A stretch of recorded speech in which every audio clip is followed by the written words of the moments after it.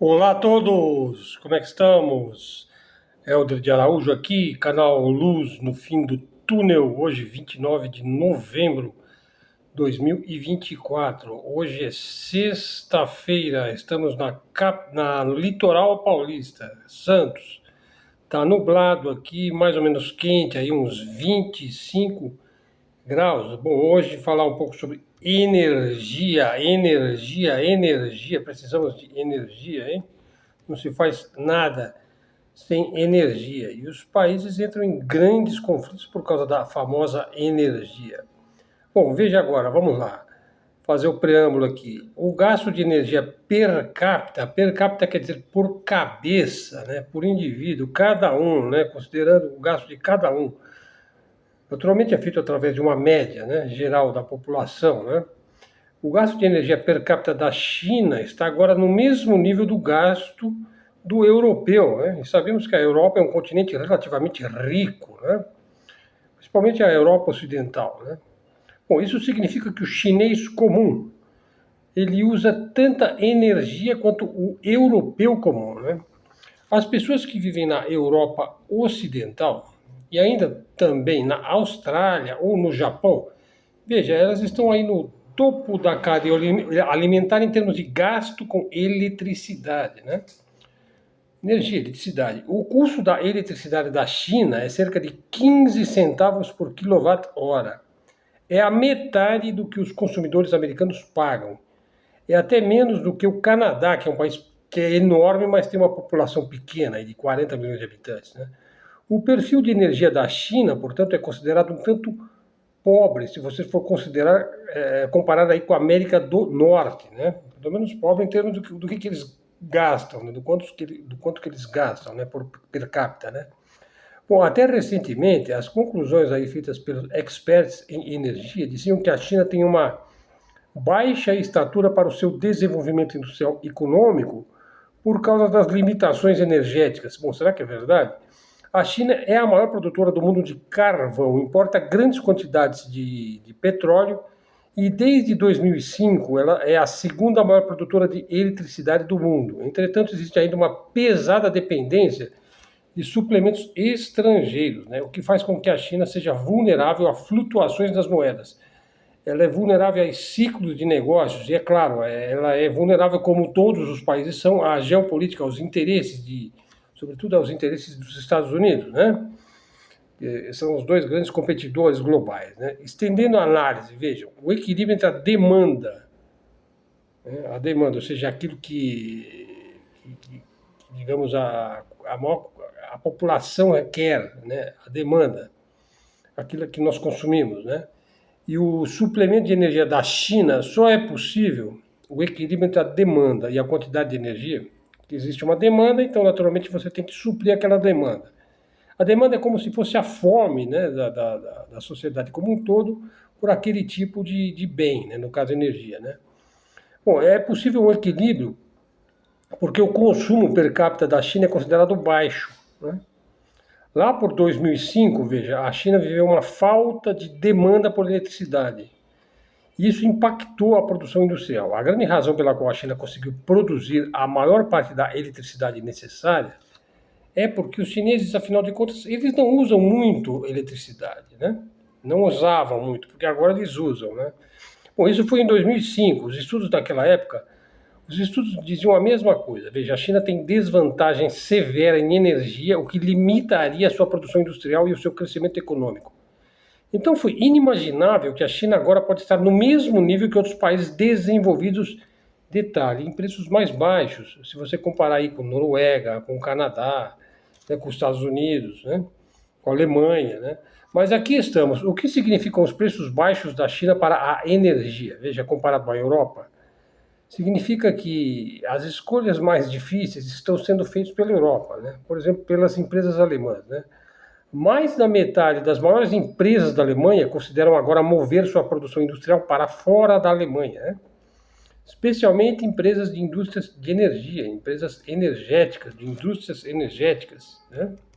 Isso está causando problemas para Washington, pois Washington está empurrando fortemente as empresas alemãs para que se separem da China e da Rússia. Está dando um empurrão na Alemanha, né? Mas essas empresas estão indo para o outro lado. Qual lado? O lado da China, da Ásia, né? A BASF, por exemplo, que é uma das maiores empresas químicas do mundo, ela já tem 30 plantas industriais na China, né? É um tanto, né? Por exemplo, quantas ela tem no Brasil? Ela tem alguma no Brasil? Acho que nenhuma, né? E a BASF está construindo uma nova instalação na China, que será tão grande quanto a sua matriz na Alemanha, que é a mãe de todas as BASFs, né, que está na Alemanha. O CEO da BASF diz que as divisões da China estão produzindo lucro, enquanto que na Europa elas estão produzindo prejuízo. Estão entendendo? Por quê? Porque a energia é muito mais cara na Europa, né? O CEO até desafiou: diga o nome de um investimento na Europa onde se possa ganhar dinheiro. Na Europa? Eu não consigo dizer assim de cabeça. A Volkswagen tem o mesmo problema, né? Na Europa, os custos de energia são altos, os custos de trabalho, né, dos profissionais também são altos. E a Volkswagen precisa vender na China para subsidiar suas operações europeias. A China, então, caminhou um longo caminho no capitalismo em um curto prazo, né? Curtíssimo, na verdade. Ela foi de 2010 para cá que ela explodiu, né? E muitas coisas tiveram que mudar, né? Bom, aliás, eu vi um vídeo ontem mostrando um metrô em Shenzhen. Veja, Shenzhen é uma cidade que tem acho que 16 milhões de habitantes. Quer dizer, é do tamanho de São Paulo, um pouquinho maior do que São Paulo, mas assim, é uma coisa inimaginável o metrô. É uma coisa assim de uma grandiosidade. Você pensa que você está num grande aeroporto internacional, mas assim é um metrô. É um metrô comum.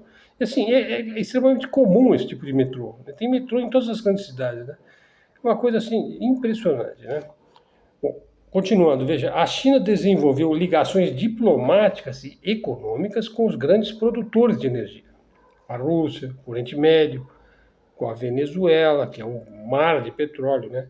A China também construiu o seu portfólio de energia para incluir volumes massivos aí de poder renovável, produzido aí no âmbito doméstico. Bom, isso aumenta a quantidade de energia disponível para eles.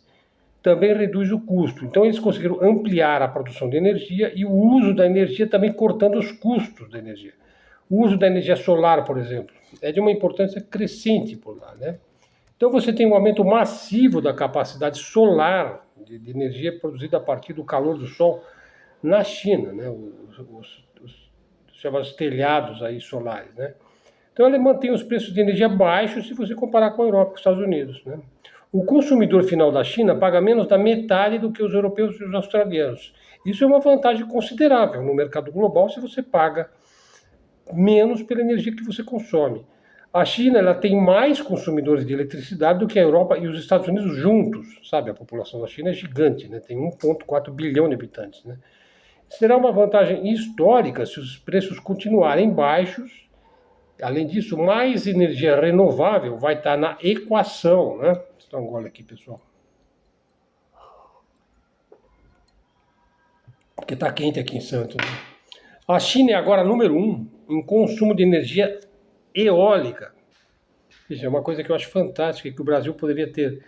Assim, o Brasil poderia vender energia para o sul global inteiro, né? Porque o que venta no Brasil, principalmente o sol que faz no Brasil, é uma coisa inimaginável, né? Então, assim, então ela se tornou número 1 de energia eólica do vento, né? Número 1 em energia hidráulica, número 1 em energia solar. Hidráulica e hidrelétrica, né? Por isso a China chegou aonde ela chegou, né?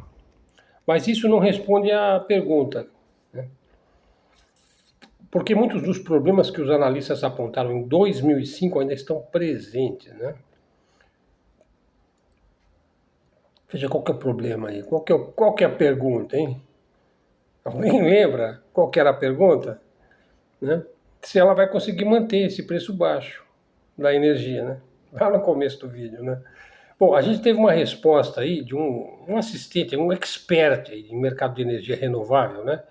Ele falou sobre o problema da transmissão da energia, né? Veja, a China revolucionou a transmissão da energia. Claro, você produz energia, você tem o gerador, o acumulador, depois você tem que transmitir aquilo, né? Geralmente através da fiação, né? Dos fios, né? Das transmissões aí, né? Através do fio, né? Então ela transmite a distâncias enormes, né? Isso aconteceu desde 2005, que ela começou realmente a ter uma produção cada vez maior, né? Veja, vamos entender um pouco essa questão da transmissão, um pouquinho de ciência elétrica, vai. O UHV, né? O UHV refere-se à tecnologia de transmissão de energia em longa distância e uma larga transmissão, quer dizer, se transmite muito e também se transmite para muito longe, né? O UHV-DC, né, é, digamos, o ápice da tecnologia de transmissão de energia. Veja, o princípio aí é que quanto mais alta a voltagem de energia enviada para a linha de distribuição, menor o custo das entregas de energia. Quer dizer, é melhor então você entregar uma quantidade muito grande de energia, de maneira que você vai ter, vamos dizer, o custo vai ficar menor, porque você está entregando um grande volume, né? Então, a quantidade aí gera qualidade, né?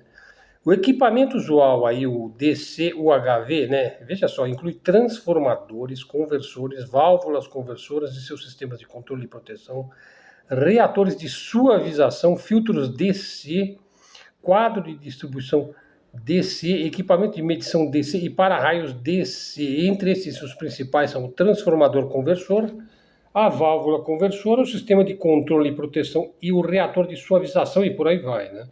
Bom, isso aqui foi só para termos uma ideia de que não é absolutamente um assunto para amadores, né? Como é o meu caso, né?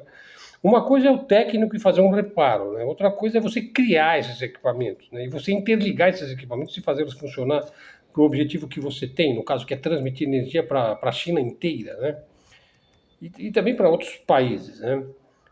Isso também significa um menor arrasto aí, ou perda, quando você tem uma grande transmissão, numa longa distância, você tem um menor arrasto ou perda da energia por causa da mudança aí de temperatura, do atrito, das distâncias enormes, né?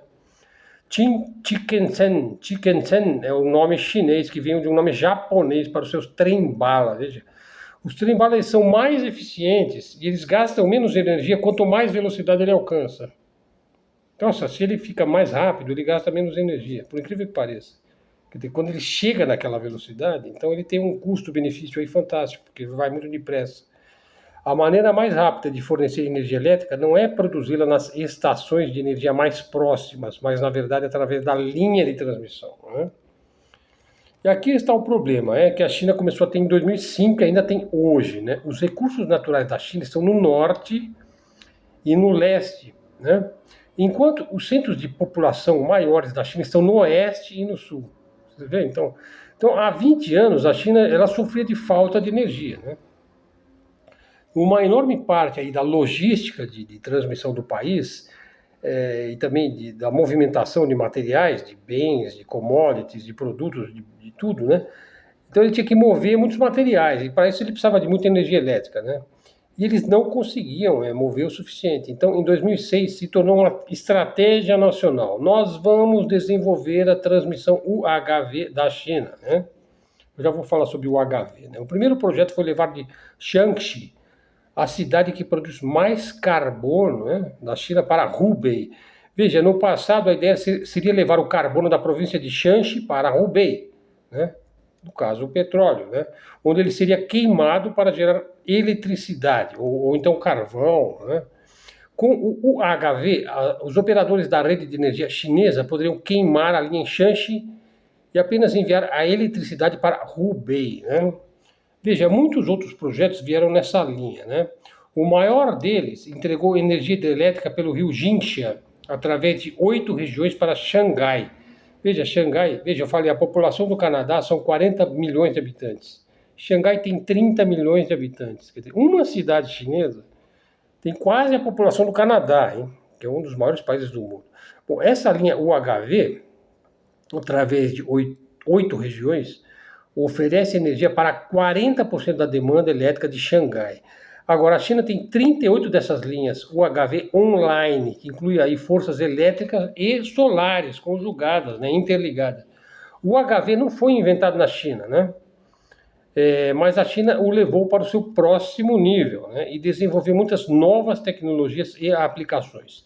E aí entra o vento, né, o ar em movimento e o calor do sol. Quer dizer, o sol. A China é um país grande, né? Ainda está claro em Xinjiang, Tibete e Sichuan. Quando já está escuro no leste, ainda está claro lá no Tibete, né? Já está de noite num lugar, no outro lugar ainda está de dia, né? Projetos solares proporcionam muito da energia chinesa, sem falar que o ar sempre está ventando em algum lugar, né? Significa que as turbinas estão girando e gerando energia para muitos lugares. Bom, então veja bem, aí é um problema, vamos dizer, gerar energia para um país enorme, com uma população grande, enorme. É um problema aí que todos os países grandes e populosos têm, né? O grande desafio é o custo da energia, né?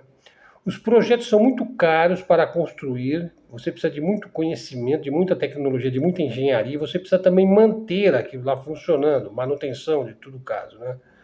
No caso dos Estados Unidos, que é um país autossuficiente em energia, veja, os problemas não são tão urgentes quanto o da China ou da Índia, né? Mas também há vários desafios devido às grandes distâncias, né?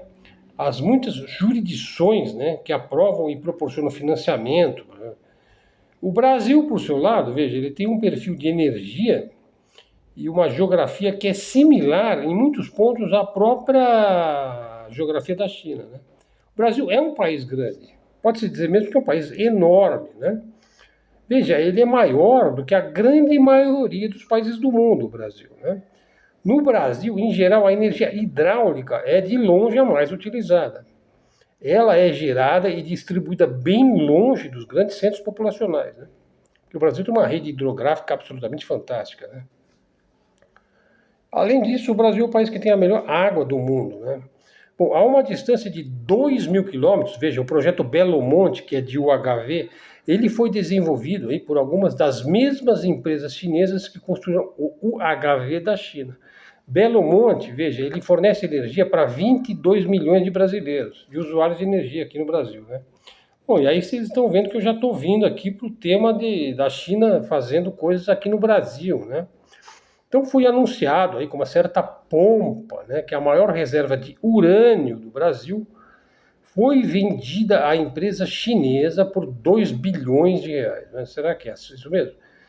Veja, pessoal, nunca acredite em manchetes, hein? Nunca. A manchete ela só está trazendo uma narrativa de alguma coisa que está acontecendo, tem algum fundo de verdade naquilo lá, mas é preciso se ater às correções que vão vir, às discussões, aos debates, e às vezes ela tem que se retratar e falar, olha, não era isso, era aquilo, né? Então, veja, a reserva de urânio, então, veja, fica na região da hidrelétrica de Baubina, né, na cidade de Presidente Figueiredo, quer dizer, próximo a essa cidade. Veja, fica a 107 quilômetros de Manaus, que é a capital do Amazonas, né? Bom, essa área, veja só, ela foi vendida pela mineradora Taboca para a empresa chinesa Non-Ferrous Trade por 340 milhões de dólares, que dá 2 bilhões de reais. Veja, essa informação saiu no jornal O Globo, né? Conforme o Globo, a empresa brasileira fez a transferência de 100% das ações e a reserva aí, de urânio ainda tem potencial de exploração de outros minerais estratégicos como nióbio, tório, estanho e tântalo, importantes, muito importantes para a indústria de alta tecnologia.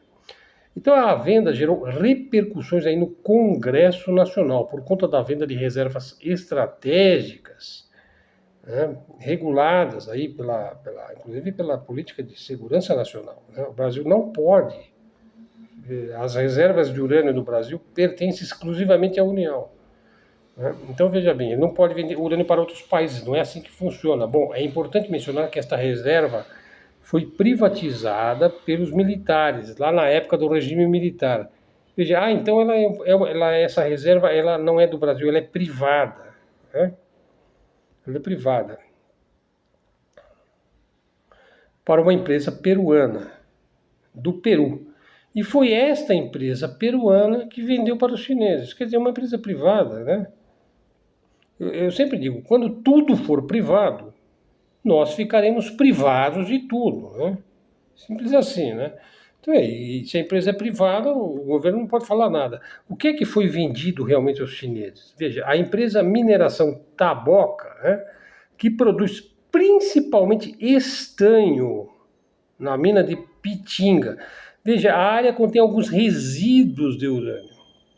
Mas o urânio nessa jazida, ele vai todo para o rejeito, ele nem é aproveitado. Ele é um urânio de má qualidade. Está muito misturado com cascalho, com outros minerais, né? Bom, isso segundo as indústrias nucleares do Brasil, né? A INB, que é uma empresa pública vinculada ao Ministério de Minas e Energia, e que é responsável aí pela exploração das minas de urânio do Brasil. Então, a informação ela foi corrigida ontem, né? Foi corrigida ontem essa informação. Então, nessa região, veja só, a exploração de potássio, de gás natural, está paralisada, graças ao lobby ongueiro, né? Que é vendido aí pela dona Marina Silva, né? Veja, as ONGs, elas sempre alegam a proteção ambiental, né? E impedem o Brasil de explorar suas próprias jazidas, né? O certo seria o Brasil adquirir soberania, né? Veja, quando você é um país soberano, você vai atrás daquilo que te interessa, né? Você não fica esperando o consentimento de XYZ. Que é o que faz, por exemplo, a China, a Rússia, o Irã, os países que lutam por sua própria soberania e nunca vão abrir mão de sua soberania, né?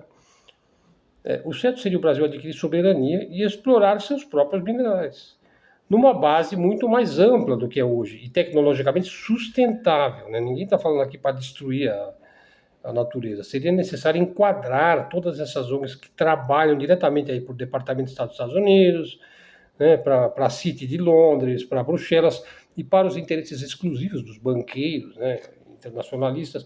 Veja, o governo brasileiro precisa encarar aí as grandes fontes minerais, aquáticas, vegetais e ambientais brasileiras como uma questão de segurança nacional, como é o caso do próprio urânio, que só pode ser explorado efetivamente pela União, pelo governo federal, né? É isso aí, uma outra. Vou fazer algumas apartes aí sobre algumas notícias esparsas que eu coletei hoje. É uma coisa interessante aí, o presidente lá da Venezuela, que está firme lá, o Nicolás Maduro, né, ele falou o seguinte: olha, quem ficar apoiando sanções estrangeiras contra o meu país, contra a Venezuela, será preso e julgado e ficará inelegível por 60 anos. Tipo, o cara que vai lá no exterior falar mal do teu país, apoiar a sanção, quer dizer, o quinta coluna, né, ele vai ser preso, né? Aí eu falei, olha, eu concordo, aí eu concordo com o Maduro. Quem apoiar sanções estrangeiras deve ser preso e julgado, né? E ainda completo, é melhor que seja julgado logo pelo Xandão, né? Bom, bem, aí surgiu uma dúvida também, né? Que os nossos seguidores aqui fizeram comentários muito interessantes com relação ao vídeo de ontem, né? Inclusive comentários referentes aí à questão da Revolução Bolchevique, ter sido uma revolução absolutamente brutal e tudo mais, que é fato mais do que sabido, mas então eu não estou justificando coisa nenhuma, né? Nem defendendo nenhum lado, né? Eu acho que, por exemplo, se você for falar em mortandade, nada se compara à mortandade de índios eh, pelos norte-americanos, pelos estadunidenses, né? Eles dizimaram milhões e milhões de índios, né? Em menos tempo até do que se perdeu lá de eslavos durante a Revolução Bolchevique. Mas é sempre bom lembrar que na Revolução Bolchevique, e o Anthony Sutton, ele escreveu largamente sobre esse tema, ele foi muito perseguido por isso, um grande professor, um grande acadêmico, né? Ele mostrou lá quem é que bancou a Revolução Bolchevique, né? Foram banqueiros, sionistas, banqueiros lá de Wall Street, lá de Londres, banqueiros da Alemanha, né? Eles que bancaram o Lenin e o Trotsky lá e para eles fazerem a Revolução Bolchevique. E não se pode esquecer também que lá houve uma guerra civil, né? E houve um extermínio de uma dinastia, do czar, né? Então você também já vê ali o dedo daquilo que eu mencionei no vídeo de ontem, a questão do cisma, né? Quer dizer, aí realmente você tem a perseguição de um grupo religioso, fundamentalista, geopolítico, bancário, ideológico contra um outro grupo, né? Que no caso a própria czar e a própria família do czar, né? Então é claro que foi um momento assim tremendo na história da Rússia, né? Só que a Rússia ela superou isso daí. E hoje ela voltou com tudo às suas tradições ortodoxas, né? E acho que no vídeo de ontem eu tentei deixar claro um ponto, né? Veja, os fatos são claros. A maior parte da elite da Igreja Católica e Apostólica Romana foi embora de Roma para Constantinopla. Não ficou ninguém do clero, né? Lá no século IV, né? E Roma caiu finalmente nas mãos bárbaras, né? Mais intensamente sob Odoacro, rei dos Érulos, lá em 476. E daí foi Carlos Magno, ou melhor, os seus descendentes, que geraram o cisma entre a Igreja Católica Apostólica Romana e a Igreja Católica Ortodoxa, que também é católica, hein? Mas uma é romana e a outra é ortodoxa, né? Veja, eu também enxergo um pouco disso aí nessa guerra da Síria, hein? Veja, a Síria tem uma igreja ortodoxa muito antiga, acho que é uma das mais antigas do mundo, né? E acho também que os analistas precisam lembrar que a Síria é o coração do Oriente Médio, sabe? Ali tem dois grandes interesses ali. Primeiro que é um mar de petróleo, né? É um lugar que tem muito interesse ali pelo petróleo, tanto da Síria como do Iraque. Agora, não se esqueçam que o grande interesse ali é que se eles dominarem ali certos caminhos, certas rotas, é justamente onde se trava a grande guerra ali entre ISIS e as forças do Assad, as forças russas, a própria Turquia e tudo que gira em torno daquela região, é que se eles conseguem certas rotas ali ligadas ao Mediterrâneo, eles podem não precisar mais do Estreito de Hormuz, né, que é um local altamente estratégico e que dá uma importância geopolítica enorme para o Irã, né? Então, acho que assim, simplesmente a Síria é extremamente importante, né? Só que eu acho extremamente importante também que ela seja defendida de algum modo, né? Eu tenho até um certo receio aí com relação a essa mais uma ampliação do conflito dos sionistas também, né? Veja, um outro ponto aqui também. Veja, assim, o indivíduo estava defendendo aí a democracia liberal, né?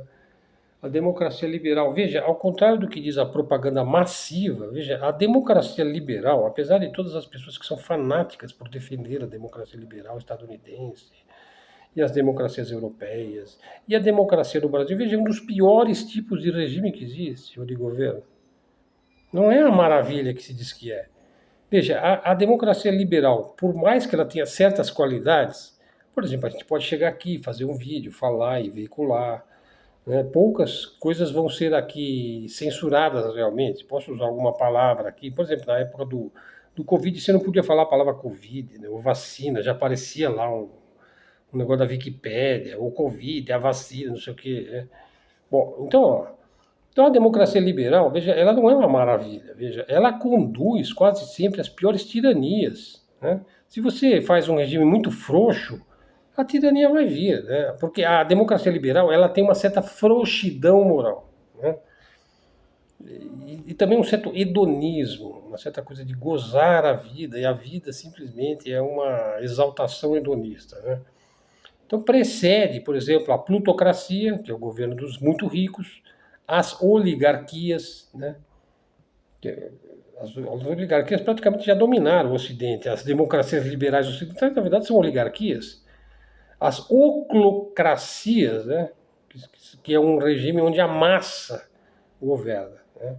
É uma coisa muito rara. Tem gente que acha que a União Soviética era governada pela massa, né? Nada mais ilusório. Simplesmente o governo constituído, lá na época dos bolcheviques, ele falava em nome das massas, né? Era um grupo de intelectuais de altíssimo gabarito, né? Lenin, Trotsky, depois veio Stalin e tudo mais o que veio depois, né? Bom, o Aristóteles explicou isso daí muito bem, né? No seu Da Política. A frouxidão moral conduz a regimes tirânicos, a plutocracias, oligarquias, oclocracias, né? Então, a gente não tem que ficar exaltando a democracia liberal, né?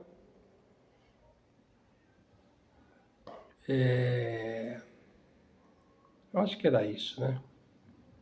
Eu acho que era isso que nós tínhamos para hoje. Veja, então, assim, eu estou preparando um vídeo, eu acho que está de bom tamanho já, né? 29 minutos. Pessoal, obrigado aí pela presença no nosso canal Luz no Fim do Túnel. Mais um vídeo aqui para o nosso canal. Eu estou procurando deixar todos eles na aba Vídeos, né? Mas você encontra alguns ali nas playlists também. Tem playlist ali de história, de ciência, de temas assim, meio que foge um pouco do padrão, né?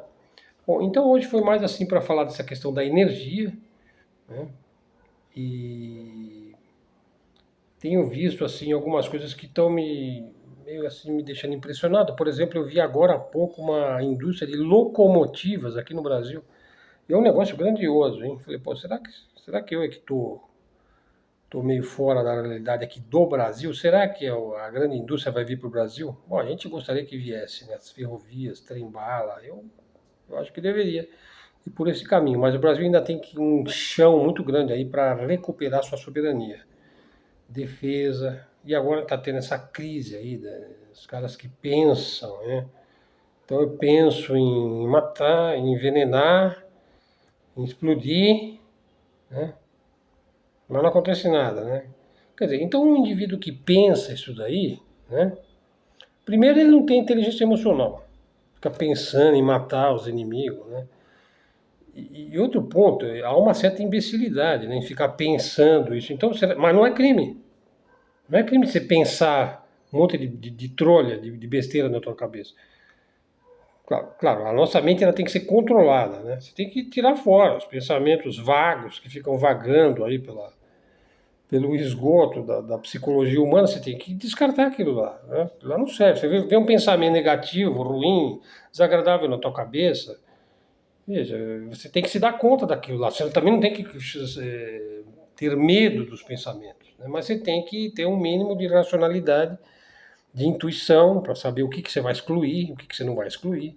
Isso vale para tudo, não é só para pensamento, não. Também vale para informação, para livro, para lives, para vídeos, para, enfim, para um curso que você quer fazer, uma faculdade, uma escolha na vida. Para tudo você tem que fazer escolhas e tem que excluir outras coisas e tem que escolher certas coisas, né? Bom, pessoal, então é isso. Acho que vai ficando por aqui, né? Vamos ver para onde que vai aí a política brasileira. Agora está meio que nessa coisa aí de ajuste fiscal, né?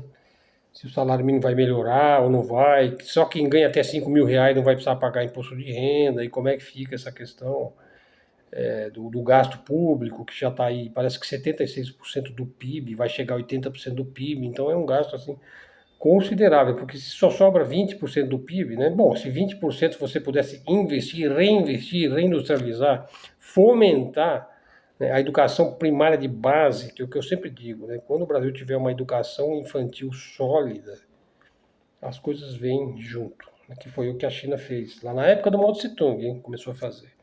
Então eu falo muito da China, mas, enfim, eu acho que ela é mais modelo hoje para o sul global do que, por exemplo, os Estados Unidos ou a Europa, né? A gente tem que ir atrás daquilo que pode dar certo, né? Ok, pessoal? Então é isso aí. Obrigado aí a todos. Mídia independente, mídia alternativa, né? Canal de livre expressão, livre comunicação. Se quiser ajudar o canal, olha o Pix aí na descrição do vídeo. Pessoal, verifique se você está seguindo o canal. Tá? Se você não está seguindo, já segue. Se você chegou até aqui, é porque você gosta do nosso canal. Tá? Aí já dá um like, dá uma força, compartilha esse vídeo, traz um seguidor para o canal, isso é muito importante, né? Ok, pessoal? Então é isso, vamos em frente, até a próxima e fiquem com Deus.